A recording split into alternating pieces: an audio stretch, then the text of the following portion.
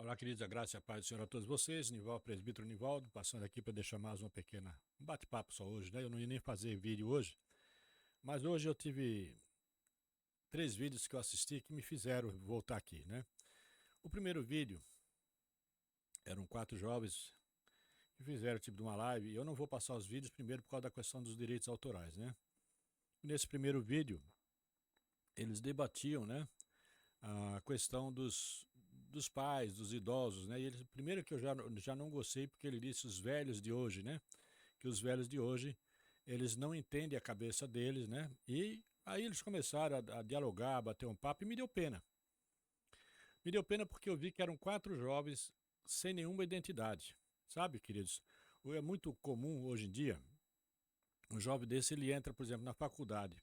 Chega lá, tem os grupos, né? Já tem as tribos formadas, e você, para entrar naquela tribo lá, para entrar naquele grupo, você acaba tendo que fazer e ser aquilo que você não é e aquilo que você não quer fazer. Mas você quer entrar, né? Você acaba se sentindo meio isolado e você quer fazer parte. Então você acaba se tornando uma pessoa sem identidade apenas para fazer parte daquele grupo. E os outros que já estão lá, já estão todos também fizeram a mesma coisa sem identidade. Então você olhava para aquilo ali e ficava olhando, cadê a identidade? Era um grupo se um falava uma coisa, todos iam atrás, sabe? Aquele efeito manada. Mas ninguém tinha assim um pensamento próprio, dizer não, eu defendo isso. Não, não, era algo assim. O vídeo foi a coisa mais bizarra, né, que eu assisti. Eu digo, cara, olha a cabeça desses garotos, olha como eles nos olham, né? Como é que eles estão enxergando a gente, né? Eu digo, é triste porque eu me considero ainda, apesar da minha idade, um cara ainda com muito a dar ainda de mim, né? Apesar da idade, é claro que o fato de eu envelhecer, eu não emburreci. Eu apenas fiquei mais lento, talvez, né? Mas as pessoas não entendem dessa forma. E aí perde a oportunidade de aproveitar essa juventude, essa força da juventude e buscar experiência para viver essa juventude de uma maneira com mais qualidade, né? Eu sempre falei para as pessoas que em tudo que eu fiz eu sou um autodidata. Essa rádio aqui, eu nunca fiz rádio, mas eu fui aprender porque eu queria fazer rádio. Então eu sou um autodidata. E para ser um autodidata, você tem que buscar informação e você tem que começar a escutar pessoas mais velhas, pessoas que têm experiências, pessoas que já passaram por aquilo, né? Eu ainda conversava essa semana aqui com o Du e com o Cauã e eu estava falando para ele, qual é o mais fácil? Você com 18 anos me julgar com 71 anos ou eu com 71 anos, não é julgar, né? Mas conhecer melhor. Você com 18. É evidente que eu, com 71 anos, já passei pelos 18, pelos 20, pelos 30, pelos 40, pelos 50. Então é muito mais fácil para mim entender o jovem, aquilo que ele está vivendo, do que ele me entender. E eu, então, eu entendo isso. Eu entendo isso perfeitamente. O que acontece é que há uma política, né, que vem sendo colocada no mundo que faz com que esses jovens pensem assim. E não são só os jovens, né? Não são só os jovens, não. Adultos também têm pensado assim e têm acabado se isolando. Eu lembro que um dos erros que as igrejas cometeram foi quando elas começaram a criar departamentos. E esse departamento, eu nada contra, até bom porque funciona bem, né? Só que muitos desses departamentos fizeram com que o corpo fosse dividido, né? Então ficou o jovem com força desse lado, o velho com experiência, né? Eu vou falar velho porque foi a palavra que ele falou, desse lado, mas sem força. Agora imagine se os dois unem as duas, né? Se essa experiência desse homem velho se juntar com a força desse jovem, olha o que você vai conseguir produzir. Mas não foi isso que aconteceu. O que houve foi uma ruptura. O corpo foi rachado. Né? O corpo foi rachado. Por quê? Porque a cabeça do velhinho já não acompanha mais a do jovem. E a do jovem, eu até entendo isso perfeitamente. Eu, por exemplo, eu estou com 70 anos, continuo aqui fazendo meus vídeos, continuo trabalhando com rede social, que eu gosto de fazer. Eu faço isso porque eu gosto. Tá? Estou aqui pregando porque eu gosto, mas eu fui buscar experiência com quem sabe. Eu nunca tive medo de perguntar, nunca tive medo de reconhecer as minhas limitações, porque senão eu não saio do lugar, eu vou ficar patinando. Eu vou ficar sempre dizendo que eu sei quando eu não sei, que eu entendo quando eu não entendo, né? Isso para mim sim é que é burrice, né? Então, e depois disso eu fui, me mandaram 2 vídeos, né? Em um deles eu vi um pastor de shortinho, né? Sem camisa, cantando hino com a igreja e dançando. Cara, quando eu olhei para aquilo ali, eu disse: não, eu não estou vendo isso, não é verdade. Não é verdade.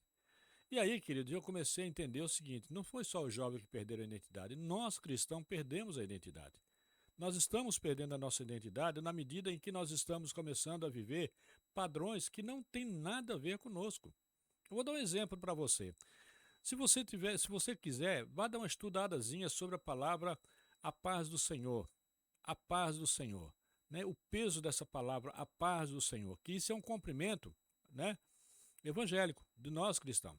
Só que ficou antiquado, é coisa do passado, é coisa de crente. Então vamos pegar o padrão do mundo. Bom dia, boa tarde, acabou e tá bom assim, tá feito. Só, cara, que isso é um erro que se comete. Nós começamos a ficar mais parecido com eles. Nós não estamos mais envolvendo pessoas através do nosso comportamento, porque o nosso comportamento está muito aquém daquilo que Deus quer. Sabe? Nós vivemos hoje um evangelho light. Eu vi um pastor falando esses dias que as igrejas se tornaram um grande berçário, onde o pastor não pode mais falar a verdade, porque senão já tem que ser mandado embora, porque ninguém quer ouvir. O pastor, ele é chamado, na minha opinião, Deus chama o pastor para levar a palavra dele para a igreja, como ele falava para os profetas. Lembra quando mandava o profeta olhar e disse para esse povo que eles estão fazendo assim, assim, assim, eu vou fazer isso. E o profeta ia lá com todo o risco e ele falava a verdade. Era assim. Hoje não. Hoje o pastor tem que ficar tem que ter muito cuidado, né, e procurar ver o que é que eles querem ouvir. Não é mais o que Deus quer que você fale, mas é o que a igreja quer ouvir. O que Deus quer que você fale, se você falar, você vai ter que correr risco. E aí você precisa negar a si mesmo, as suas vontades, os seus desejos, os seus medos. Então, quando você abre mão disso para falar o que a igreja quer ouvir, aí, aí acabou com o resto, né? Aí você perdeu totalmente a sua identidade como cristão, como ser humano e como pastor, a mais ainda, né? E nós estamos perdendo a nossa identidade na medida em que nós estamos buscando padrões que são padrões do mundo, não são padrões nossos, não são nossos padrões, né? O outro eu não vou nem falar aqui, tá? Porque eu não vou dar palco pro diabo. Mas foi horrível que eu assisti, o outro que eu assisti aqui. Gente, foi horrível. Mas eu não vou nem falar porque eu não quero ficar fazendo uma propaganda do diabo, certo? Mas foi horrível que eu assisti. Então, queridos, o que eu estou vindo aqui hoje é dizer o seguinte: por mais que a Bíblia fale que no final do tempo todas as coisas iriam acontecer e já estão acontecendo, nós estamos vendo acontecer todos os dias em nossa volta, né? Só que a gente está tratando isso com uma normalidade muito grande. Nós perdemos a nossa identidade, nós estamos deixando de semear. Meu filho agora veio lá do Maranhão e ele viveu uma experiência muito extraordinária lá, né? Que é muito, mas muito, muito, muito diferente daquilo que nós vivemos aqui hoje. A gente vive no conforto. A gente vive no conforto, a gente entra numa igreja com ar-condicionado, com assentos almofadados, né? Com todo o conforto possível. E mesmo assim, a gente fica olhando para o relógio porque está cansado, a gente está sempre cansado, né? Então, e agora ele foi para lá e ele viu dormindo, o que é dormir numa rede, no mato, andar para cima e para baixo, correr, visitar casa, uma casa aqui, a outra daqui a 2 quilômetros, e você ter que ir lá visitar essas pessoas, porque isso é o evangelismo.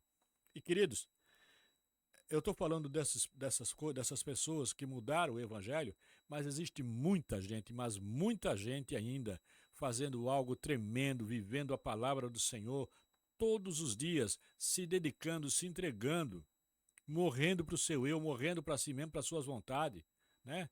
Tem pessoas, tem gente pregando hoje, não só o que a igreja quer ouvir, mas aquilo que a família quer que ele pregue, né? Aquilo que o dizimista quer que ele pregue. Isso é terrível. Nós perdemos totalmente a nossa identidade. Queridos, eu estava conversando com a irmã Rose, a missionária Rose, né? E eu estava falando para ela que quando eu entrei na igreja pela primeira vez, na Brasil para Cristo, lá em Florianópolis, ali na rua Silva Jardim, a gente sentia algo diferente, porque quando você entrava, as pessoas estavam em oração. E a unção já se fazia presente ali. Hoje, quando você entra, é diferente, você não vê mais as pessoas orando, mas muito pelo contrário, vê as pessoas com o celular na mão, algumas até rindo, e vê pessoas conversando como se estivesse numa praça pública. Não há mais aquela reverência pelo templo, não há mais uma reverência pelo Senhor. Até porque também essa reverência, isso na realidade, para mim, é um sinal de como as pessoas vivem em casa. Não há mais dizer assim, um respeito pelo Senhor, porque se não há na igreja, é porque também não existe em casa, sabe? Porque a igreja é a extensão da tua casa, sabe? Não adianta você querer viver um cristianismo na igreja que você não vive na casa, porque fica evidente, aquilo que você pratica na igreja é o que você pratica em casa. E quando Deus não é buscado na sua casa todos os dias, não adianta você querer buscar na igreja, porque você não vai encontrá-lo. Porque ou ele está em casa e vai para a igreja com você, ou você não vai encontrá-lo lá. Eu já falei isso aqui várias vezes. Várias vezes eu já falei isso aqui. E por que eu falo? Eu falo isso porque o Deus que você está procurando lá na igreja é o Deus que deveria estar com você, porque você é o templo dele. Você é o templo do Senhor, você precisa ser o templo do Senhor, ele precisa habitar em você. Então, aonde você vai, esse Deus tem que estar fazer presente, né? Então, algumas coisas que a gente está vendo hoje chegam a ser absurdas. Eu vi um outro comentário de uns irmãos comentando e criticando as igrejas que têm o fundo da igreja é preto, né? E fizeram tanta alusão ao inferno, ao diabo, um monte de coisa, falaram tanta coisa. Gente que não conhece, que não sabe. Deixa eu explicar uma coisinha para você, meu irmão. Você está vendo aqui o fundo meu aqui é preto. Agora você acha por que ele está preto aí? Porque eu quis? Não.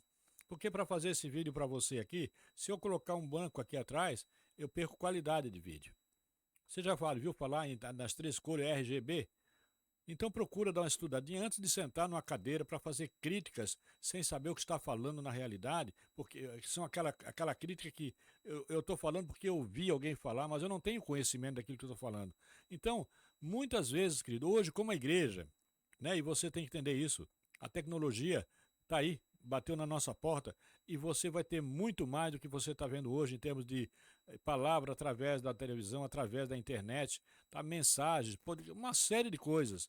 E você vai ter que se adaptar a isso. Então o fundo preto tem mais essa finalidade de você conseguir uma qualidade de imagem melhor, sabe? Então você vai ver que você está falando algo que você não tem conhecimento. Não estão fazendo preto, porque está parecido com boato. Cara, primeiro que eu nem sei porque eu não fui em boato. Eu não sei se você foi, não sei. E eu não sei onde é que vocês buscaram essa ideia, né? E eu que sou velho. Porque quem falou isso era bem mais jovem do que eu. E eu que sou o cara velho, né? Mas entenda uma coisa, queridos. Ou você, ou você vai para a Bíblia e segue a Bíblia, né, e deixa dos seus achismos, ou você vai se tornar uma pessoa insuportável, sabe? Porque, sabe, aquela pessoa que chega para o outro e ela não consegue conviver com o outro sem estar criticando. Gente, eu, por exemplo, eu passo por isso todos os dias. O que eu sou criticado, por quê? Porque eu sou verdadeiro. Eu sou verdadeiro, eu não vou falar aqui para vocês aquilo que vocês querem ouvir, não. Eu sou verdadeiro. E por eu ser verdadeiro, muitas pessoas me criticam. Muitas pessoas, inclusive familiares, me criticam e muito agora. Cara, dói muito, muito, porque eles não sabem o que a palavra, como uma palavra machuca a gente. Eles não sabem disso, quanto uma palavra machuca. Mas eu não vou mudar por isso. Eu vou continuar da forma que eu estou, porque eu tenho buscado em Deus. Agora, o dia que Deus disser, você está errado, pisou na bola, eu não vou ter nenhum problema em chegar aqui e dizer, olha, me desculpe, errei, pisei na bola e acabou, e vou seguir em frente. Agora, o que eu não vou é mudar o meu comportamento, mudar, perder a minha identidade como cristão, né, só para agradar pessoas. Não vou fazer isso, não vou fazer isso. Quem quiser gostar de mim, aliás, eu sempre digo, se você quiser saber alguma coisa a meu respeito, vem aqui, porque eu sei coisas horríveis a meu respeito, e eu conto para vocês. Não procura, não precisa falar. Agora, fale, se quiser falar de mim, procure primeiro me conhecer. Porque, queridos, nem eu me conheço. Aí você acha que tem o direito de falar do meu nome, de me criticar, de dizer que o meu comportamento é assim, que o meu comportamento é assado. Não, querido. Eu só quero que você tenha em compreensão o seguinte, que da mesma forma que Jesus nasceu para mim também, querido. Nasceu para mim também. Se isso te incomoda, paciência. Agora, eu sei o Deus a quem eu sirvo. Eu sei o que ele fez na minha vida. Eu sei quem eu era e eu sei quem eu sou hoje. Para mim, isso para mim é o que basta, é o suficiente. Então, queridos, o que eu quero dizer para você é o seguinte: não negocie a tua identidade por nada desse mundo. Não negocie a tua identidade. Seja um cristão autêntico. Busque o Senhor. Onde é que está? Cara, a primeira coisa que o diabo tenta roubar de você, o diabo, deixa eu falar uma coisa para você. Tem gente que às vezes o carro quebra e diz, isso é coisa do diabo, ou algo aconteceu. O diabo não quer teu carro, o diabo não quer teu dinheiro, o diabo não quer tua casa, o diabo não quer nada disso. O diabo só quer o teu coração, a tua identidade, só isso. Lembra quando Jesus foi batizado por João Batista? Em que estava ali os três, o Pai, o Filho e o Espírito Santo, né? O Jesus é batizado, está presente, o Espírito Santo desce sobre ele e vem a voz do céu do Pai dizendo: este é meu Filho amado em quem tenho prazer, né? E depois Jesus vai para o deserto. Qual é a primeira coisa que o diabo fala para Jesus? Ele diz: se tu és o Filho de Deus, olha o que ele está falando, se tu és o Filho de Deus, ele sabe que é, porque ele viu inclusive o Pai dizer. Mas o que, é que ele está dizendo ali? Ele está querendo ali que Jesus negue a sua identidade. A primeira coisa que ele quis roubar de Jesus foi a identidade de Jesus de filho. E é o que ele faz todos os dias na nossa vida com você, jovem, você adulto, você pastor, presbítero. O diabo tem roubado a nossa identidade.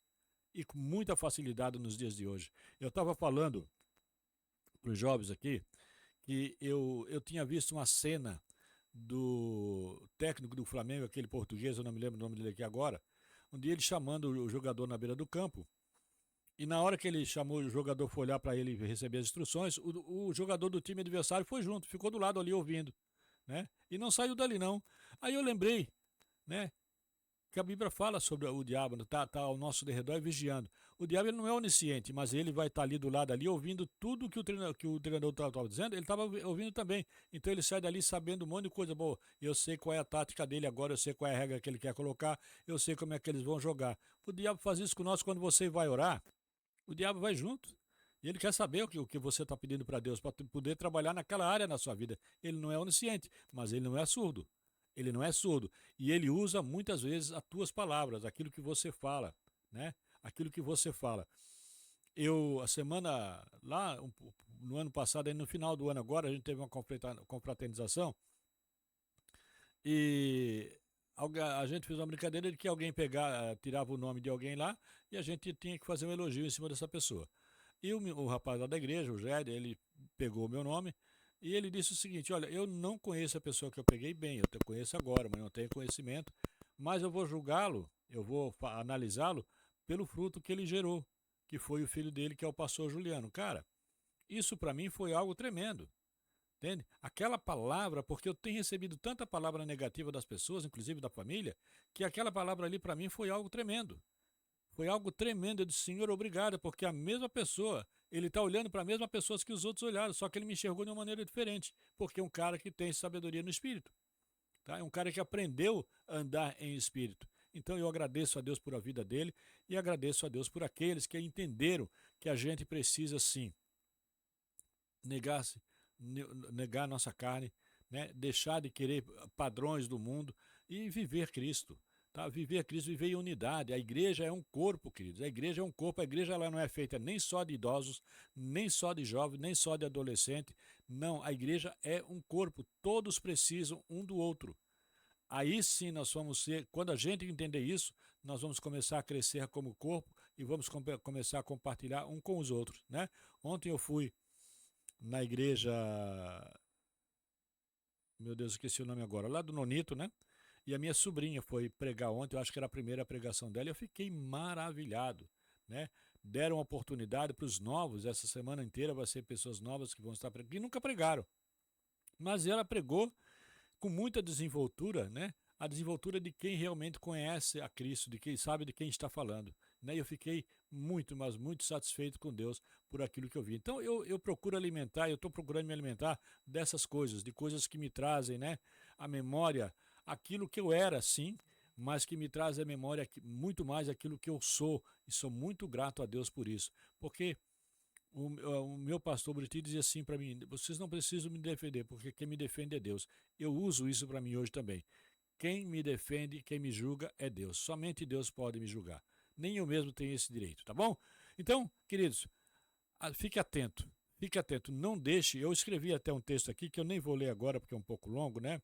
Quando eu falei aqui o que um cristão pode perder a identidade. Sim, ele não vai perder a sua salvação. Isso significa, né, mas se afastando dos princípios e valores que Deus estabeleceu em sua palavra, isso não significa que ele deixe de ser amado por Deus. Não, porque Deus continua nos amando, né? Mas sim que pode se desconectar de sua verdadeira essência como filho de Deus. Aqui estão alguns fatores que podem levar à perda dessa identidade, né? Primeiro, a falta de intimidade com Deus, que foi isso que eu falei agora em relação à menina que pregou, que ela tinha essa intimidade, né? Quando um cristão deixa de orar, ler a Bíblia e buscar a comunhão com Deus, ele perde essa conexão com o Pai, né? E a sua identidade pode ser obscurecida. Aqui lá em João 15,4 vai dizer: permaneçam em mim e eu permanecerei em vós. Nenhum ramo pode dar frutos por si mesmo se não permanecer na videira. Uma outra questão aqui é a conformação com esse mundo, que é disso que eu estou falando. Queridos, isso é muito sério. Quando um cristão adota os valores e comportamentos do mundo, deixando de viver de acordo com os valores do reino, e hoje a gente diz: isso é coisa de crente, isso é coisa do passado, dos nossos antepassados, é coisa antiga. Queridos, vocês já ouviram o que os nossos antepassados deixaram para nós? Se nós chegamos até aqui é porque eles fizeram com essa coisa que você hoje chama de antiga, fizeram a igreja que você vive hoje. E você está destruindo com essa ideia de que o velho não presta, de que isso é coisa do passado, isso é coisa de crente, né? Então, quando você adota esses valores, né, esses comportamentos do mundo, deixando de viver de acordo com os valores do reino, você acaba também perdendo a sua identidade junto, né? Lá em Romanos 12:2 diz assim: não se amoldem ao padrão deste mundo, mas transforme-se pela renovação da sua mente. Transforme-se pela renovação da sua mente, mas renove a mente para Cristo, não para o mundo, né?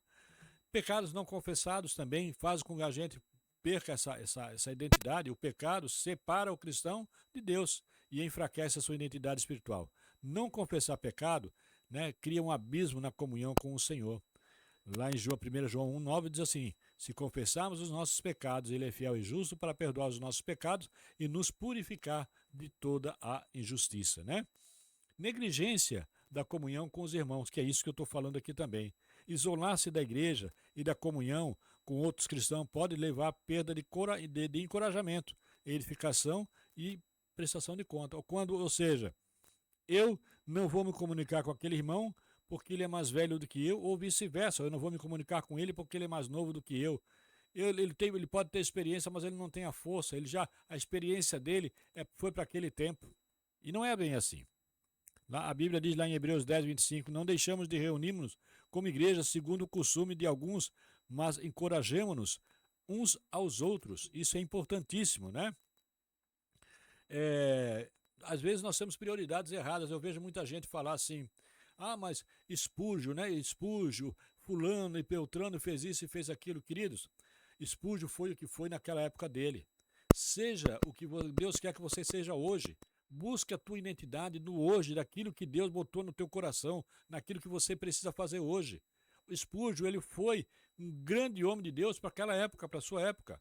Agora, tenta trazer ele para os nossos dias. Eu queria ver se ele seria a mesma pessoa. Eu te garanto que não, porque ele seria cobrado como os homens, como os pastores de hoje são, né? Colocar coisas materiais, sucesso, trabalho ou relacionamentos acima de Deus pode levar a um desvio do propósito divino. Às vezes Deus tem um propósito para você, né? Mas o diabo vai colocar algumas coisas, né? Porque ele vai saber o seguinte: ele vai usar o quê? A tua fraqueza carnal. A tua fraqueza carnal. Quando você não consegue dizer não para a carne, o diabo vai usar isso e acaba te desviando daquilo que Deus tem para você. Mateus 6,33 diz: busquem, pois, em primeiro lugar, o reino de Deus e a sua justiça, e todas as outras coisas lhe serão acrescentadas. Você não vai ficar sem ela. Deus vai acrescentar na tua vida quando você tiver um comprometimento com Deus, né? A falta de identidade em Cristo, querido, né? Se o cristão não entende quem é em Cristo, né, que ele é um cristão redimido, amado e chamado para um propósito, né, ele se torna vulnerável às mentiras e os enganos. Ele vai se tornar uma pessoa vulnerável. Lá em 2 Coríntios 5,17 diz assim: portanto, se alguém está em Cristo, é nova criatura, né? As coisas antigas já passaram e eis que tudo se fez novo. Eis que tudo se fez novo. Então, suponhamos que uma pessoa com 40, 50, 60 anos, ela se converte. Então a palavra diz que agora ela é uma nova criatura para Deus, mas para os homens, para os jovens, os adolescentes dos dias de hoje, ela não é jovem. Ela continua sendo um velho, ridículo e ultrapassado que não tem mais nada a dar. A palavra diz que ainda na velhice dariam frutos, né? E como recuperar a identidade em Cristo? Primeiro é arrependimento, reconhecer o afastamento e voltar-se para Deus com sinceridade, né? Comunhão com Deus em vista em tempo de oração e na leitura da palavra. viva a palavra de Deus, submeta-se ao Senhor, obedeça aos mandamentos, busque comunhão, reintegre-se à igreja e ao corpo de Cristo. Lembre-se de quem você é, declare as promessas de Deus sobre a sua vida. Lembre-se, Deus é fiel e sempre está disposto a restaurar a identidade de quem se volta para Ele. Volta, ó Israel, para o Senhor, para o seu Deus, seus pecados causaram sua queda. Oséias 14. Queridos, não esqueçam disso. Quando você perde a sua identidade, você está entrando numa zona de perigo, porque você está perdendo a comunhão com Deus.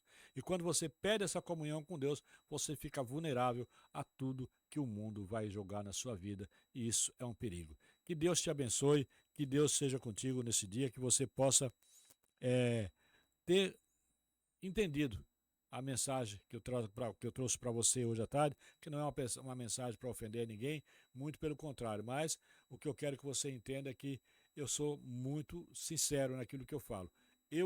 Tudo que eu falei para você é o que eu acredito, mas não é só o que eu acredito, é o que a Bíblia fala, porque eu não discuto questões pessoais, eu discuto o que a Bíblia fala. Amém? Que Deus te abençoe, não deixe de compartilhar, não deixe de deixar ali o seu joinha para mim, para que essa mensagem possa alcançar outras vidas, né? Não deixe de se inscrever no canal.